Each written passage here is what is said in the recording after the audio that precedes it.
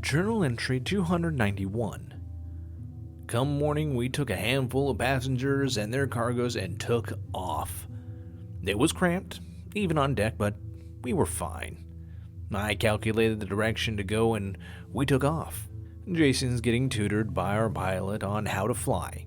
He's definitely taken with her, and I can see why. So, a few hours into our flight, we all gathered and tried to decide what to name the ship. No one could agree on anything, and it got quite heated. We limited the names to 2 words or less. Avery wanted to name it the Enterprise. Jason wanted to name it the Golden Hind. Mike wanted it the Beagle. Marcus chose Zero Gravatus. Alex wanted the Argo. And I chose Serenity. Well, we worked out that problem. I figured we should arrive in Alien sometime tomorrow, unless we suddenly suffer a mid-air explosion or crash into the inconceivable. Our passengers thinks we're all insane for the friendly bickering, but they're holding up well. I'm thinking that maybe we can rent out our ship under our pilot when we're not using it and rake in the extra money. We'll have to be careful not to piss off the Merchant Guild too much, but I figure maybe we can open up a temporary Alien to Brightly route. I'll talk to our pilot later about these things. She's more experienced in these matters. Journal entry 292. We made it to Alien today. Well, kind of.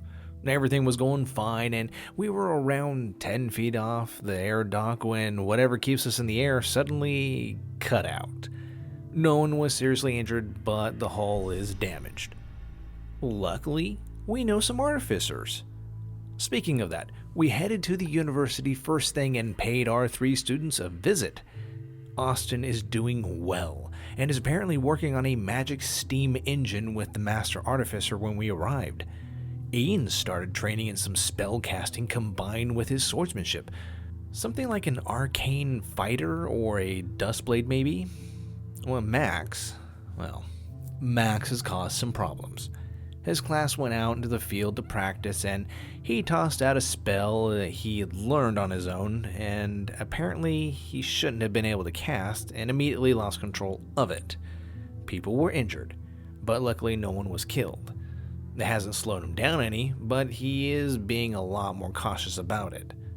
We all gathered up in the local tavern and told them of the war, the Devil Army, and our victories, and our new slightly broken toy. Austin got all excited about the airship, and who knows what he's going to do with it, but he's got our permission to repair it. Rihanna showed up with the baby and joined our little celebration, and made some overt threats that we'd been dinner if Marcus had bid it out there. I'm starting to like her less and less.